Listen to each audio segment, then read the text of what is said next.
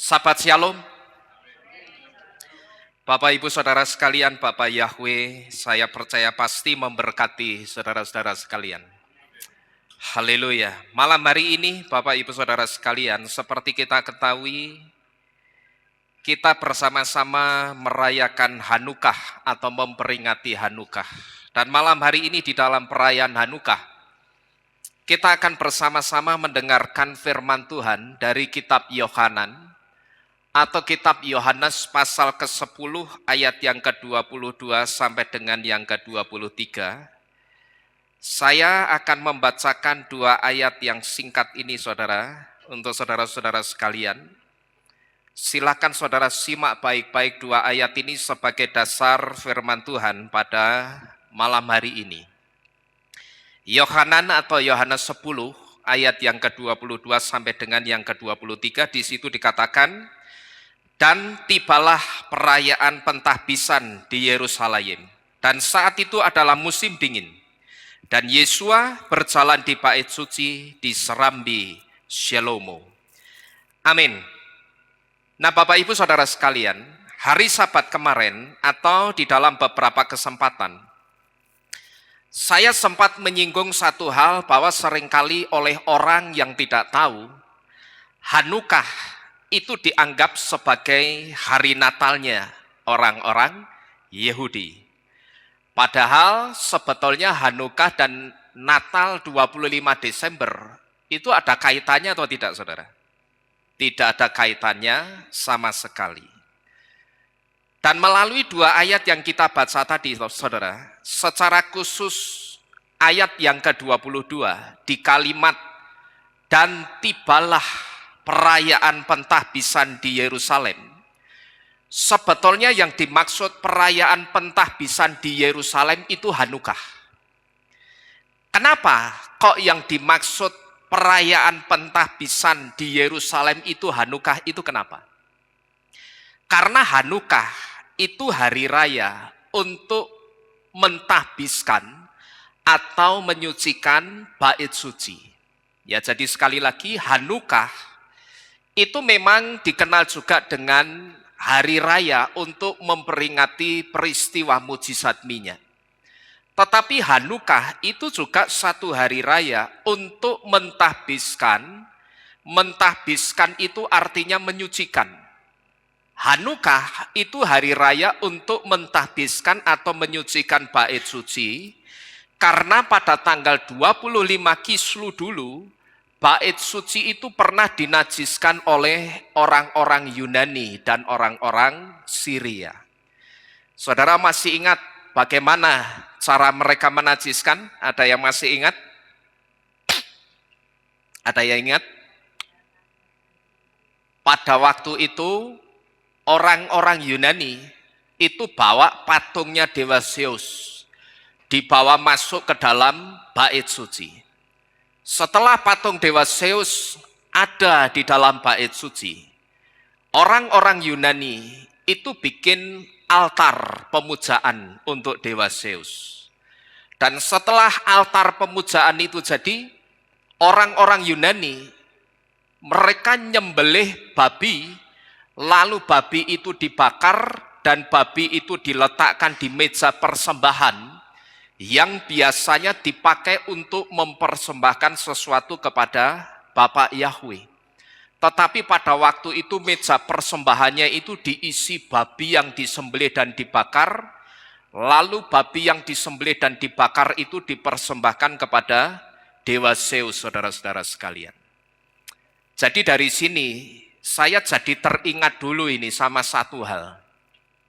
Kalau begitu babi itu kosher atau tidak saudara? Halo? Babi kosher atau tidak? Kosher atau tidak? Lah kok ada penyembah Yahweh yang masih makan babi? Bahkan orang itu juga pelayanan. Orang itu juga pelayanan, juga khotbah, tapi masih makan babi, saudara. Nah itu bagaimana? Padahal babi itu dulu jadi makanan awal kehancurannya satu bangsa, yaitu bangsa Israel. Karena pada waktu itu binatang yang najis yang namanya babi dibawa masuk ke dalam bait suci, disembelih di dalam bait suci, darahnya ngocor-ngocor di dalam bait suci, dagingnya dibakar, lalu dipersembahkan kepada dewa Zeus yang sudah ditaruh di dalam bait suci. Jadi kalau saudara sudah jadi penyembah Yahweh dan saudara itu masih makan babi, ya saudara tidak ada bedanya dengan orang-orang Yunani yang pada waktu itu menajiskan bait suci. Jadi kalau sudah tahu seperti ini, saudara sebagai penyembah Yahweh ya jangan makan babi lagi. Saya mengatakan seperti ini saudara, ini bukan karena saya bukan orang yang tidak suka babi. Saya itu dulu orang yang suka sama daging babi. Dulu ibunya Pak Dedeng ini, kalau bikin baikut itu kan isinya apa? Sayur asin, dagingnya apa yang paling enak? Dagingnya sing enak ya babi. Dulu ibunya Pak Dedeng ini selalu kalau pas perjamuan kasih, zaman kita masih belum makan kosher, bawanya itu selalu sayur baikut babi, saudara. Terus saya sering cerita, di Pasar Johar di jembatan Matahari Lama, itu ada bakul lo syoba. Wah itu yang paling enak di Semarang itu saudara. Jadi saya ngomong begini ini bukan karena saya tidak doyan babi. Wah saya sangat doyan babi saudara. Tetapi saya harus taat bahwa itu makanan yang sangat menjijikkan di mata Bapak Yahweh. Bapak Yahweh tidak suka, jadi kita juga jangan makan yang tidak disukai Bapak Yahweh. Amin. Saya tahu di sini masih ada yang makan babi. Karena apa? Karena kalau suaminya pulang kerja, terkadang yang dibawa daging babi. Ya, jadi saya ngerti. Jangan dikira saya tidak tahu. Nah, kalau sudah saya tahu begini, ya saya sarankan saudara bertobat. Karena itu satu makanan yang sangat dibenci, tidak disukai Bapak Yahweh. Dan lagian kenapa kita tidak perlu makan babi? Saudara ngerti, waktu setan itu diusir larinya kemana? Larinya ke babi. Ya, jadi kalau saudara makan babi sama saja makan setan.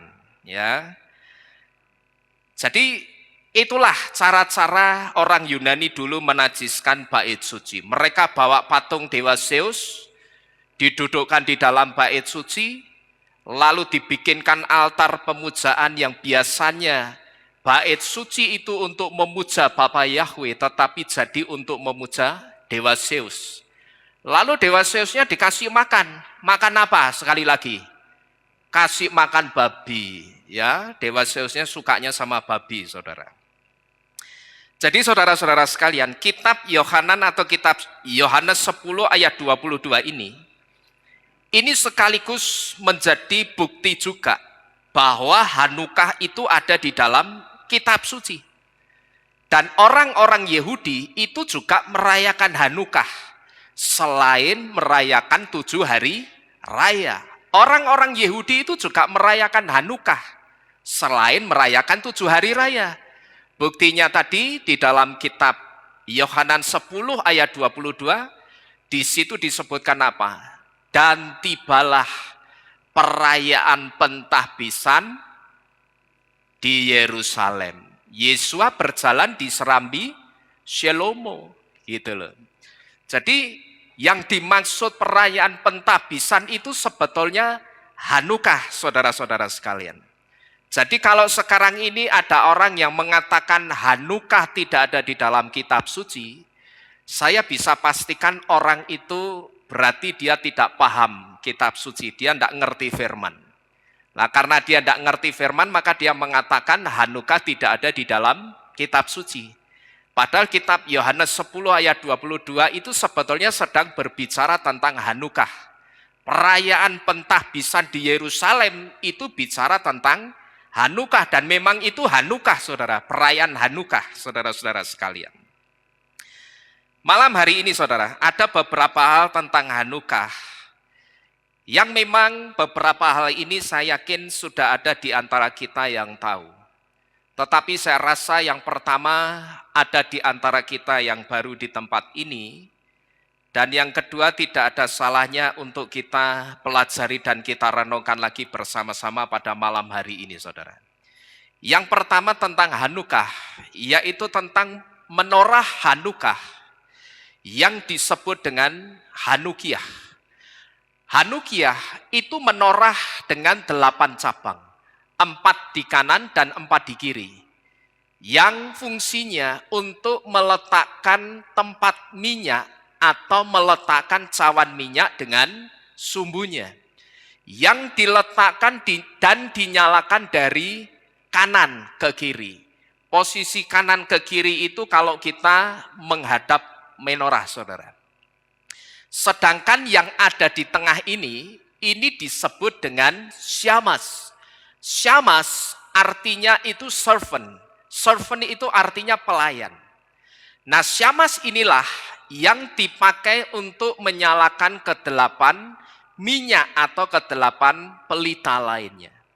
Syamas adalah simbol Yesua yang datang untuk melayani, bukan untuk dilayani. Coba kita buka bersama-sama di dalam kitab Markus, atau kitab Markus 10 ayat yang ke-44 sampai dengan yang ke-45. Di situ dikatakan, dan siapa saja yang ingin menjadi yang pertama di antara kamu, ia harus menjadi hamba dari semuanya. Perhatikan ayat 45, sebab anak manusia pun atau Yesua pun datang tidak untuk dilayani, melainkan untuk melayani dan untuk memberikan jiwanya sebagai harga tebusan ganti banyak orang. Jadi seperti yang saya sampaikan hari Sabat minggu lalu saudara, di atas setiap cabang menorah itu ada tempat minyak atau ada cawan minyak dan sumbunya. Begitu minyak dan sumbunya sudah ada di atas menorah, maka minyak-minyak itu akan dinyalakan setiap hari satu persatu sampai dengan hari yang ke-8. Nah, sebelum kita lanjutkan saudara, saya ingin mengajak saudara untuk kita melihat satu video, yaitu satu video tentang penyalaan pelita menorah Hanukkah atau Hanukiah, supaya kita ngerti gambarannya, menyalakan pelita menorah Hanukkah itu seperti apa. Kalau kemarin saya hanya tunjukkan dengan ilustrasi pakai menorah yang cabangnya 7 ini, mungkin saudara belum paham. Kita akan lihat videonya supaya saudara ngerti. Menyalakan pelita menorah Hanukiah itu seperti apa. Coba kita lihat bersama-sama. A friend on Twitter asked me what happens when you light the last candle on Hanukkah. Well, ya, ini yang pertama syamas. Figure this is the best way to answer. Syamas ini akan terus menyala atau dinyalakan pertama kali, saudara.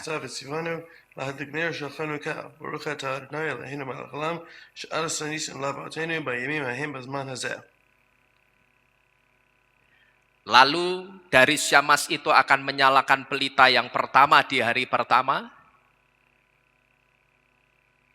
Setelah masuk hari kedua akan dinyalakan pelita yang kedua. Setelah masuk perayaan Hanukkah hari ketiga akan menyalakan pelita yang ketiga. Masuk perayaan Hanukkah hari keempat akan menyalakan pelita yang keempat. Masuk hari kelima akan menyalakan pelita yang kelima. Masuk hari ke-6 menyalakan pelita yang ke-6. Masuk hari ke-7 menyalakan pelita yang ke-7.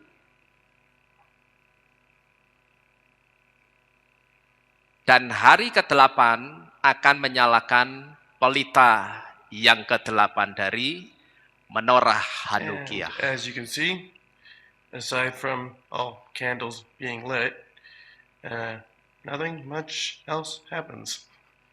That's about it. Ya. Nah mungkin ketika saudara melihat video ini, saudara bertanya, itu kok nyalainnya pakai lilin? Kalau cuman untuk mengambil apinya, medianya apa saja boleh. Tetapi kalau yang ditaruh di menorahnya ini, yang benar itu bukan lilin, tetapi cawan yang dikasih minyak sama sumbu seperti ini. Lalu dinyalakan satu persatu. Ingat, Hanukkah menorahnya saja itu punya menorah khusus yang disebut apa tadi namanya? Hanukkiyah. Hanukkiyah adanya cabangnya 8. Itu karena untuk memperingati satu di antaranya peristiwa mujizat minyak. Bukan peristiwa mujizat lilin, bukan. Tapi untuk memperingati peristiwa mujizat minyak. Nah kalau untuk memperingati mujizat minyak, ya harusnya yang ada di menorah ini juga minyak, saudara-saudara sekalian. Karena kalau lilin sama minyak zaitun itu tidak sama bahan dasarnya. Minyak zaitun sesuai namanya dari biji buah zaitun yang ditumbuk, itu pun harus setelah jadi minyak akan dikuduskan dulu selama 8 hari baru bisa dipakai atau ditaruh di cawan-cawan ini lalu dinyalakan. Tapi kalau lilin itu bahan dasarnya parafin. Sedangkan parafin itu campuran hidrokarbon dan minyak bumi atau bahan-bahan yang berasal juga dari batu bara. Nah ini bahan dasarnya sudah tidak sama. Jadi keliru sebetulnya kalau menyalakan Hanukkiyah pakai lilin itu tidak tepat. Sekalipun ada orang-orang Yahudi yang juga menyalakan Hanukkiyah itu pakai lilin. Tetapi itu keliru saudara. Tetap yang benar harus memakai minyak karena Hanukkah itu untuk memperingati peristiwa mujizat minyak. Jadi kira-kira seperti inilah cara menyalakan pelita menorah Hanukkah. Kalau medianya untuk mengambil api dari syamas itu bisa pakai apa saja. Kalau kertas itu tahan lama ya bisa pakai kertas. Masalahnya kertas tidak bisa tahan lama saudara. Begitu saudara ambil, sedangkan untuk menyalakan tadi satu cawan ini saja, karena minyak zaitun itu sangat pekat, nyalanya agak lama. Lah kalau kertas itu tidak tahan lama, ya kena tangan saudara panas. Bisa juga diganti, kalau tidak lilin, misalkan kayu, yang ujungnya tipis, lalu kayu itu diambilkan api dari syamas ini, lalu apinya dibawa ke masing-masing cabang ini juga bisa. Jadi kalau mungkin ada di antara kita yang bertanya, kok itu nyalainnya pakai lilin? Itu hanya media saja untuk mengambil apinya. Tapi kalau kita lihat di atas menorah ini, apakah lilin ini? Bukan, yang ada minyak dan sumbunya, minyak zaitun dan sumbunya yang dinyalakan. Jadi seperti itu saudara, cara menyalakan pelita menorah Hanukkah. Jadi kalau kita perhatikan saudara, hari demi hari, cahaya di dalam bait suci itu akan otomatis semakin terang. Kenapa kok hari demi hari cahaya di dalam bait suci itu akan semakin terang? Itu karena setiap hari ada pelita yang dinyalakan.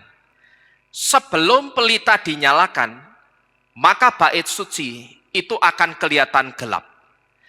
Tapi begitu satu persatu pelita dinyalakan sampai dengan hari yang ke-8, maka otomatis bait suci itu akan semakin terang. Bahkan terangnya itu bisa menerangi sampai ke sekeliling bait suci. Begitu 8 pelita menorah Hanukkiyah sudah menyala semua cahayanya atau cawannya. Hari pertama ketika pelita menorah itu belum dinyalakan, otomatis bait suci itu masih kelihatan gelap. Tapi begitu dinyalakan satu, mulai bait suci itu kelihatan lebih terang. Hari kedua dinyalakan pelita yang kedua, bait suci jadi lebih terang. Hari ketiga dinyalakan pelita ketiga, bait suci semakin terang. hari keempat, 5, 6, 7, 8 dinyalakan semua, otomatis bait suci itu menjadi semakin terang. Dan perlu saudara ketahui, terangnya itu tidak hanya di depan pelita menorah itu saja, tapi terangnya itu bisa sampai menerangi sekeliling bait suci tersebut. Nah, di sini saudara, seringkali kita diberitahu satu hal, bahwa bait suci itu gambaran kehidupan kita. Dan di dalam saudara dan saya, di dalam kita mesti ingat. Kenapa saya katakan ingat? Kita mungkin tahu, tetapi kita mungkin tidak ingat satu hal, bahwa di dalam kita itu ada or. Or itu apa? Or itu terang atau cahaya. Cahaya apa? Yang sebetulnya sekarang ini sudah ada di dalam saudara dan saya. Yang ada di dalam kita itu cahaya kebenaran. Dan cahaya kebenaran yang ada di dalam kita sekarang ini, itu harus bisa dilihat orang, dan juga harus bisa menerangi sekeliling kita. Sama seperti halnya apa tadi? Pelita menorah, yang begitu pelitanya itu sudah menyala delapan-delapannya, maka bait suci yang tadinya gelap jadi terang. Bahkan sekali lagi, terangnya itu bisa sampai menerangi sekeliling bait suci, saudara. Tidak hanya yang ada di depan pelita menorah ini, tapi sampai sekeliling bait suci itu keadaannya yang gelap akan jadi ikut terang. Jadi sekali lagi, bait suci itu gambaran kehidupan kita. Maka di dalam kitab suci dikatakan apa? Tidak tahukah kamu bahwa tubuhmu adalah baitnya roh. Nah, ini artinya bait suci itu gambaran kita. Dan di dalam kita itu sebetulnya ada or, ada terang atau ada cahaya kebenaran, sekalipun cahayanya itu tidak sama seperti terangnya, itu tidak sama seperti sebelum manusia itu jatuh dalam dosa. Kalau sebelum manusia jatuh dalam dosa, terangnya itu sangat terang sekali. Sampai-sampai Adam dan Hawa tidak mengenal yang namanya malu ketelanjangan. Kalau telanjang mereka ngerti, tetapi mereka waktu itu tidak tahu. Kalau telanjang memalukan itu mereka tidak ngerti, saudara. Pertanyaannya, kenapa mereka tidak tahu kalau telanjang itu memalukan? Itu karena saking terangnya cahaya yang menutupi tubuh mereka. Karena cahaya mereka yang disebut dengan katnot or, yaitu jubah terang, itulah pakaian mereka dulu. Bukan pakaian seperti kita sekarang ini, saudara. Itulah yang membuat mereka tahu mereka telanjang, tetapi mereka tidak tahu bahwa ketelanjangan itu sesuatu yang memalukan. Nah, di dalam kita itu sebetulnya juga ada cahaya, yaitu cahaya kebenaran. Dan cahaya itu harus bisa dilihat dan menerangi sekeliling kita. Ini harus. Jangan malah or atau cahaya itu yang pertama ditutup pakai bejana. Jangan malah cahaya itu ditaruh di bawah tempat tidur. Jangan malah or atau cahaya itu ditaruh di bawah timbangan. Dan jangan juga malah cahaya atau or itu saudara sembunyikan. Sehingga ketika saudara tutupi cahaya kebenaran itu dengan bejana, saudara taruh di bawah tempat tidur, saudara taruh di bawah timbangan, dan saudara sembunyikan, orang jadi tidak bisa melihat kebenaran melalui saudara dan saya. Apa artinya semua ini, saudara? Bejana itu simbol kedagingan. Kenapa bejana itu simbol kedagingan? Karena bejana dibuatnya dari apa? Bejana itu dibuatnya dari tanah.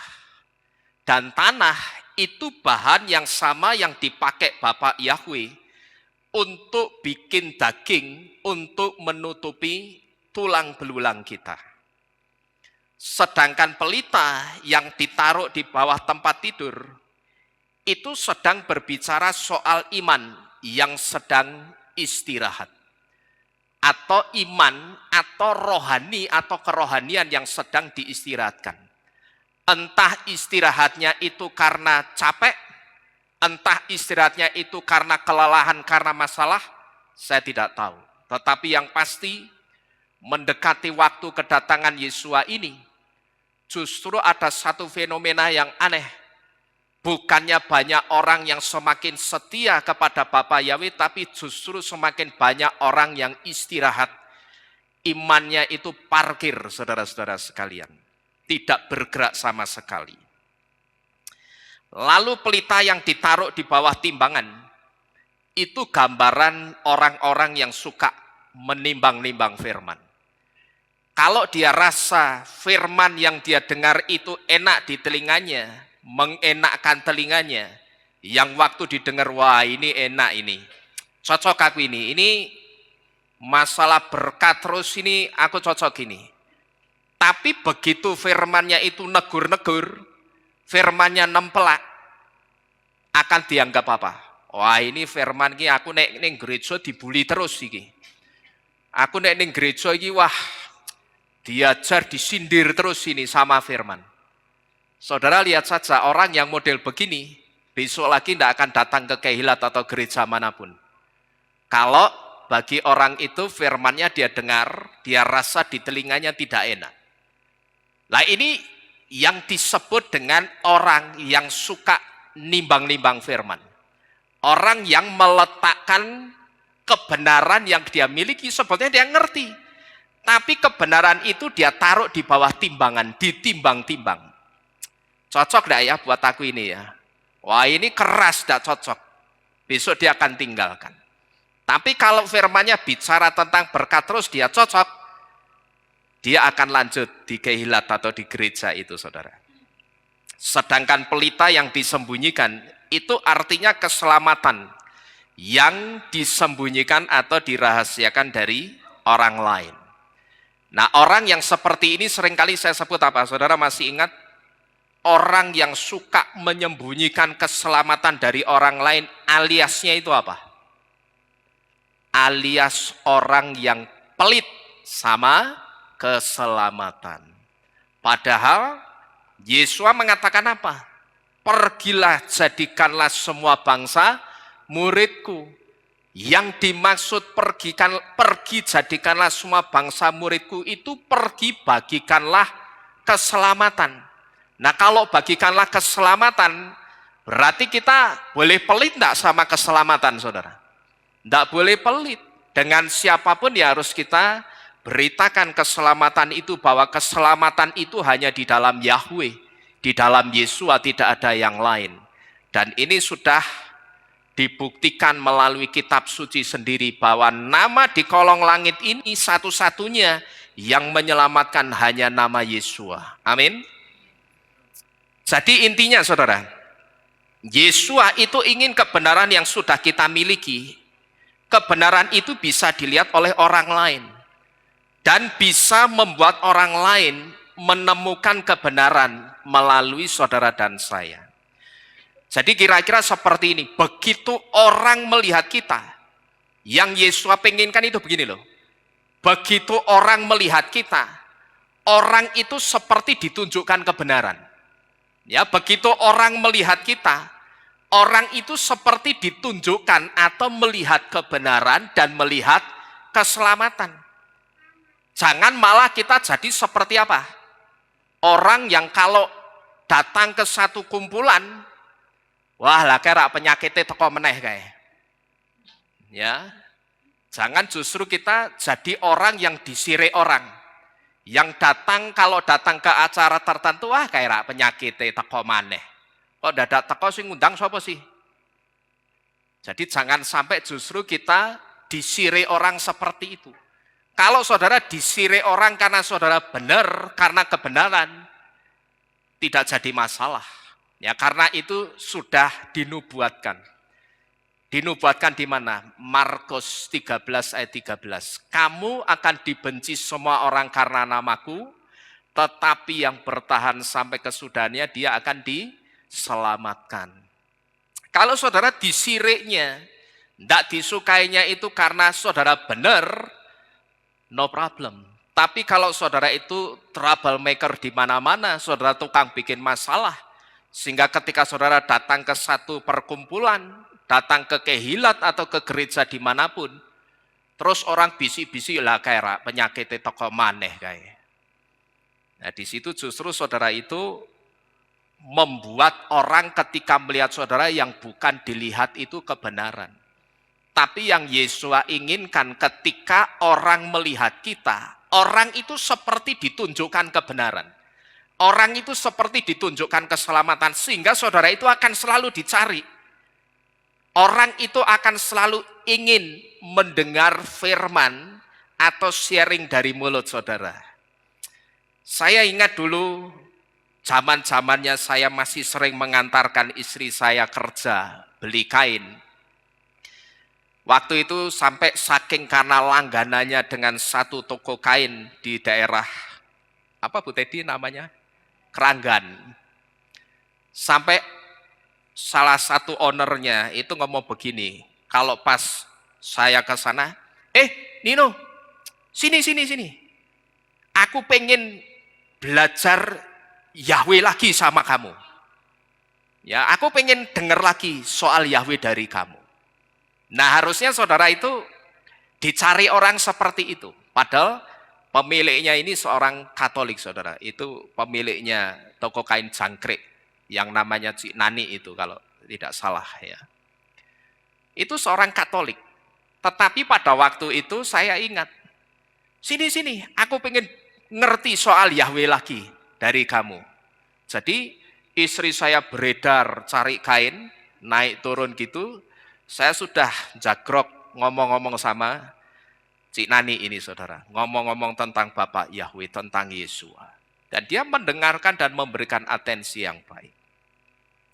Jadi sekali lagi, inti dari yang saudara lihat di depan ini, intinya Yesua itu ingin, begitu orang melihat saudara, orang itu seperti ditunjukkan kebenaran.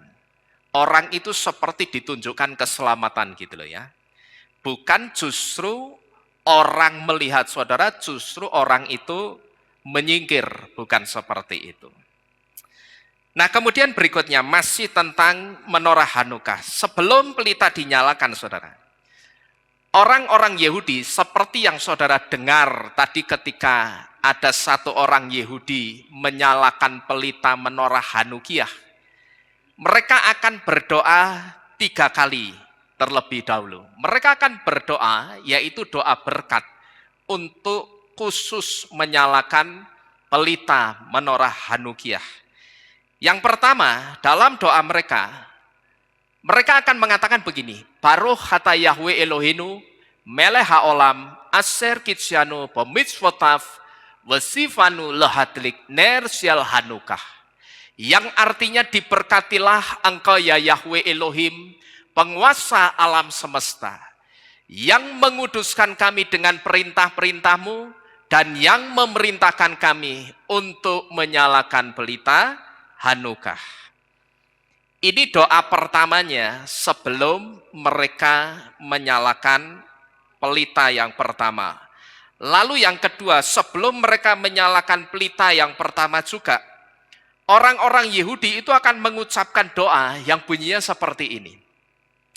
Baruch ata Yahweh Elohenu melech haolam, se asah nisim la'avodenu, bayamim hahim, lasman haseh. Yang artinya, diberkatilah engkau ya Yahweh Elohim penguasa alam semesta, yang membuat keajaiban-keajaiban kepada leluhur atau nenek moyang kami, pada hari itu di waktu ini.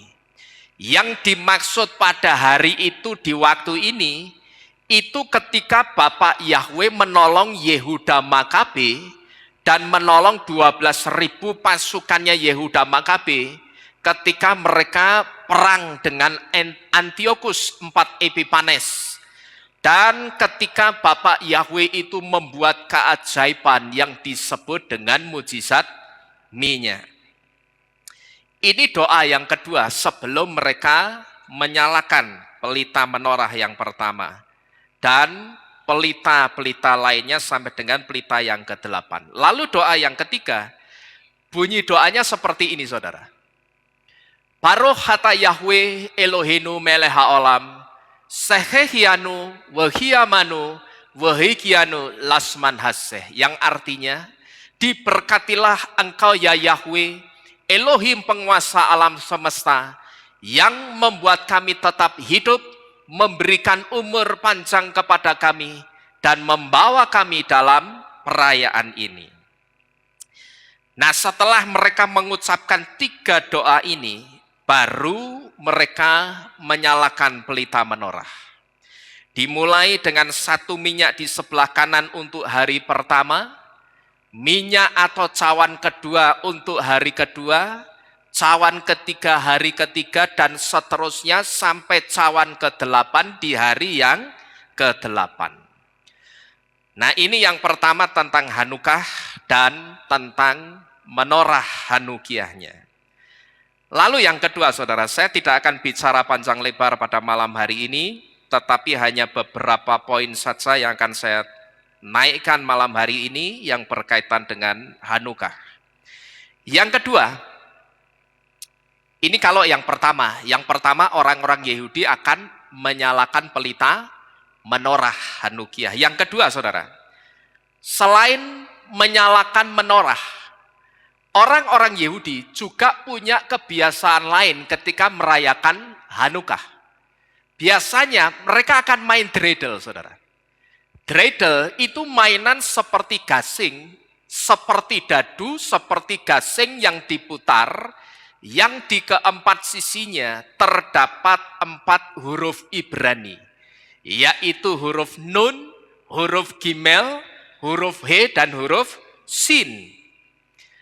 Dreidel itu permainan tradisional orang-orang Yahudi. Dan itu sudah dimainkan turun-temurun sampai dengan hari ini. Jadi hari ini, saudara, selama 8 hari ke depan, selain mereka menyalakan pelita menorah, mereka juga akan bermain dreidel. Karena dreidel ini permainan tradisional yang sudah dimainkan turun-temurun. Cara mainnya bagaimana? Cara mainnya kira-kira bisa dikatakan seperti dadu, tetapi juga bisa dikatakan seperti gasing. Jadi dadu yang bergasing. Kira-kira pilahku ya. Kira-kira kayak gini nih. Ini kayak dadu, ada 4 sisi. Cuman bawahnya seperti gasing, bawah dan atasnya ini seperti gangsingan. Ada kayunya, terus yang bawahnya itu modelnya lancip. Tujuannya kalau diputer, maka dreidelnya ini bisa muter, gasing gitu loh, sir muter gitu, sampai nanti berhenti di 1 huruf.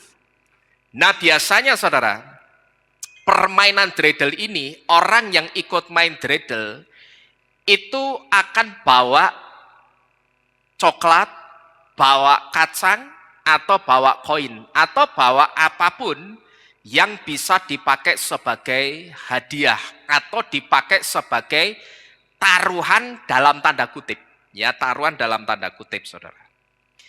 Nah, nanti semua yang mereka bawa itu akan ditaruh di dalam 1 wadah. Lalu mereka bermain, tinggal nanti berhenti hurufnya itu di mana? Di huruf Ibrani yang apa? Nah, di situ, saudara, ketika orang-orang Yahudi yang bermain dreidel memutar dreidel, kalau putaran dreidel berhenti di huruf Nun, maka Nun itu artinya nis. Nis dalam bahasa Inggris itu nothing. Kalau nothing, maka pemain tidak mendapatkan apa-apa. Ini kalau dreidelnya berhenti di huruf Nun seperti ini. Ini Nun, ini Gimel. Ini tidak sama ya, mirip-mirip tapi tidak sama. Kalau Gimel itu ada buntutnya sedikit di belakang. Kalau Nun seperti ini. Nah, kalau berhentinya di huruf Nun, Nun itu artinya nis. Nis itu artinya nothing. Nothing itu artinya yang main ini tidak dapat apa-apa. Tidak dapat coklat, tidak dapat kacang, tidak dapat koin, saudara. Nah, lalu kalau putaran dreidel berhenti di huruf Gimel seperti ini, Gimel itu artinya Gans. Gans itu dalam bahasa Inggris everything. Artinya pemain mendapatkan semua yang ada di dalam wadah. Kalau di wadah itu ada kacang, coklat, koin, ya diambil semua. Kalau putaran dreidel-nya berhenti di huruf gimel. Nah, kalau putaran dreidel berhenti di huruf he itu artinya half, atau dalam bahasa Inggris half.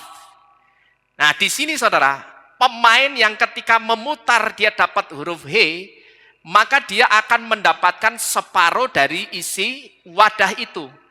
Tapi kalau isi dalam wadah itu jumlahnya ganjil, maka pemain mengambil separuh dari isi wadah ditambah satu lagi yang tujuannya supaya sisanya itu genep, saudara. Ya, pokok sisanya itu harus genep di dalam wadah itu. Itu sudah peraturannya. Lalu, kalau putaran dreidel berhenti di huruf sin, sin itu artinya stel. Stel kalau dalam bahasa Inggris itu put in. Nah, di sini pemain yang berhentinya di huruf sin itu harus meletakkan satu lagi barang yang dia bawa, baik itu koin, permen coklat, atau kacang dan sebagainya ke dalam wadah. Nah, saudara-saudara sekalian, tulisan-tulisan yang saudara lihat di depan tadi mungkin asing di telinga kita. Dan saya memang tidak pernah membahas tulisan-tulisan ini. Karena tulisan-tulisan seperti nis, gans, halb, stel, itu bukan bahasa Ibrani, tapi itu bahasa Yiddish. Bahasa aslinya orang Yahudi Eropa. Yang saya coba telusuri, rupanya itu dialek Jerman untuk kata-kata Ibrani. Jadi seperti nis, gans, halb, stel itu bahasa Yiddish atau bahasanya orang-orang Yahudi yang tinggal di Eropa. Dan ini adalah dialek Jerman untuk kata-kata Ibrani.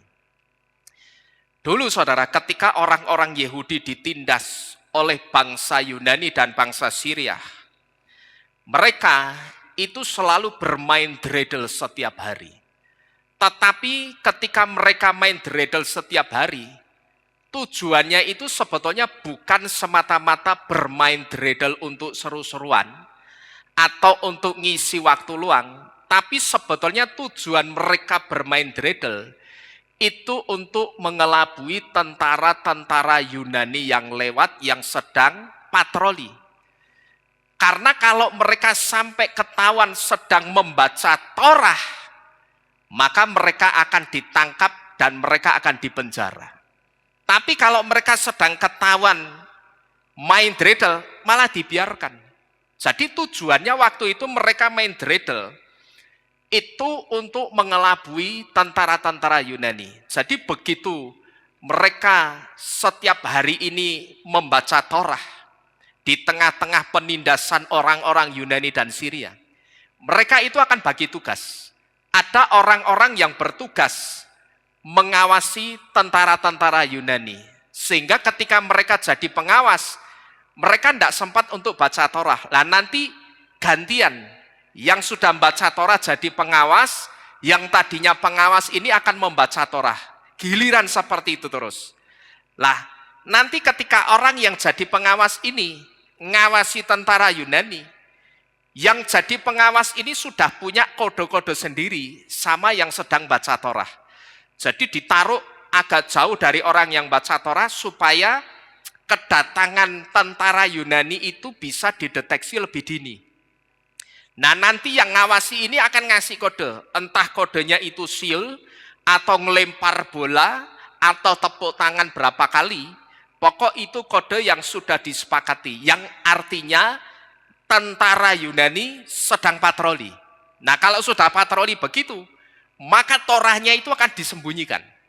Torahnya disembunyikan, dreidelnya diambil, terus mereka teriak-teriak sambil main dreidel. Nah, teriak-teriaknya ini, dibikin ramenya ini bukan karena mereka sedang taruhan, tapi memang suasananya dibikin seperti orang judi, supaya kelihatan mereka itu sedang judi. Jadi nanti begitu tentara Yunaninya lewat, delok, ini lagi ngapain toh ini? Wah, aku menang begini-begini. Tentara Yunaninya akan mengira Oh, mereka sedang judi, dibiarkan. Jadi kalau mereka sedang judi, itu malah dibiarkan. Tapi kalau mereka baca Torah, malah ditangkap. Ya, jadi tujuannya seperti itu. Tentaranya lewat, mereka harus bikin euforia, rame-rame, supaya mereka bisa mengelabui tentara Yunani.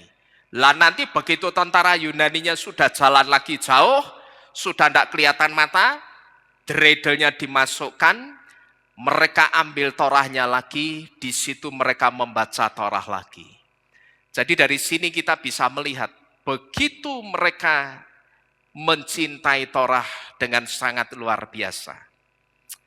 Jadi saudara-saudara sekalian, perlu kita ketahui bahwa ketika mereka bermain dreidel, mereka menciptakan euforia seperti orang yang sedang judi.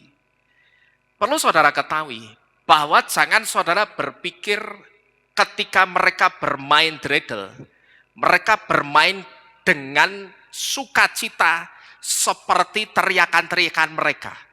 Artinya ketika mereka sorak-sorak, mereka teriak-teriak, hatinya itu juga senang seperti teriakan-teriakan mereka. Tidak, saudara. Tetapi sebetulnya hati mereka itu menangis. Tetapi ketika mereka menangis, saat itu mereka menyadari mereka tidak bisa berbuat apa-apa selain hanya pasrah kepada orang-orang Yunani dan Persia untuk ditindas. Tetapi mereka saat itu percaya satu hal, bahwa Elohim, Tuhan mereka yang namanya Yahweh, itu tidak akan tinggal diam, tidak menolong mereka. Elohim mereka pasti menolong mereka. Maka saat itu, ketika mereka sambil bermain dreidel, mereka bermain sambil saya sebut mereka juga berprofetik. Kenapa kok mereka berprofetik, saudara? Karena sebetulnya, saudara, 4 huruf Ibrani yang ada di keempat sisi dreidel itu mengandung makna iman yang sangat dalam bagi orang-orang Yahudi. Karena huruf Nun, huruf Gimel, huruf He, dan huruf Sin yang ada di keempat sisi dreidel bagi orang-orang Yahudi yang kala itu sedang ada dalam penindasan orang-orang Yunani dan Syria, itu bukan sekedar 4 huruf Ibrani biasa. Tapi Nun bagi orang Yahudi, mereka akronimkan atau mereka imani dengan kata Nes. Gimel mereka akronimkan sebagai iman mereka dengan kata Gadol. He mereka akronimkan dengan kata Haya. Dan Sin mereka akronimkan dengan kata Syam. Yang ketika 4 kata ini dirangkai, maka akan menjadi kalimat Nes Gadol Haya Syam, yang artinya a great miracle occurred there, yang artinya keajaiban besar terjadi di sana. Jadi saudara, ketika mereka bermain dreidel seperti yang saya sampaikan tadi, memang wajahnya itu teriak-teriak, mulutnya teriak-teriak, seolah-olah tidak ada tangisan, tidak ada air mata yang menetes di mata mereka. Tetapi ketika mereka bermain dreidel, sebetulnya hatinya menangis. Karena saat itu mereka harus menyingkirkan Torah dan pura-pura judi, yang mereka tahu judi itu Tuhan mereka tidak suka. Tetapi mereka harus melakukan itu supaya mereka selamat. Jangan sampai mereka dipenjara konyol. Mereka bermain dreidel. Hati mereka menangis. Dan di situ sambil mereka bermain dreidel dan membaca Torah. Nah, ketika membaca Torah itulah baru air mata itu akan keluar dari mata mereka masing-masing. Sambil di situ ketika mereka bermain dreidel, mereka katakan dalam hati, 4 huruf Ibrani di dreidel ini mereka pegang, ini bukan huruf Ibrani biasa. Tapi Nun bagiku adalah Nes, Gimel bagiku adalah Gadol, He adalah Haya, dan Sin adalah Syam, yang artinya Nes, Gadol, Haya, Syam, atau keajaiban besar terjadi di sana, di tempat di mana mereka saat itu sedang ditindas. Nah, tetapi kemudian saudara, seiring berjalannya waktu, ada yang mengganti huruf sin di kata Syam ini, diganti dengan huruf P, yang kemudian dibunyikan po, bukan Syam lagi, yang artinya po itu here, atau di sini.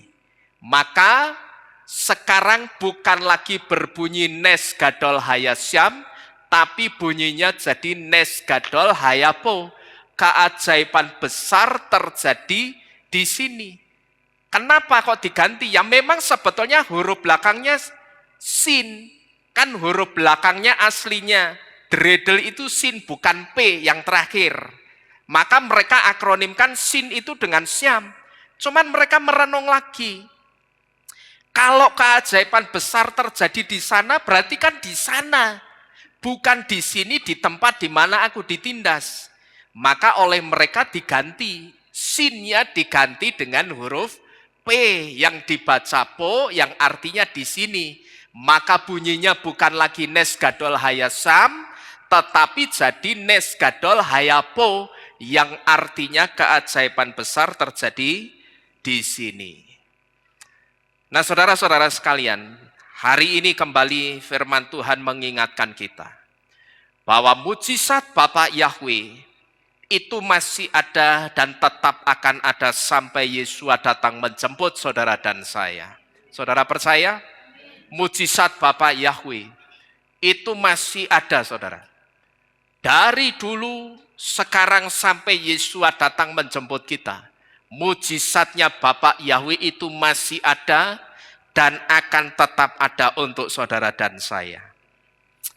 Kalau ribuan tahun yang lalu, mujizat besar yang diimani oleh orang-orang Israel itu terjadi di dalam kehidupan mereka.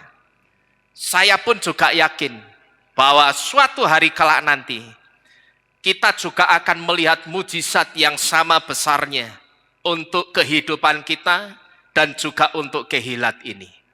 Saya sangat percaya Bapak Ibu Saudara sekalian. Sekarang nampaknya belum terjadi apa-apa. Tetapi ketika saya menyiapkan firman ini tadi, di situ kembali saya diingatkan, iman saya kembali dikuatkan.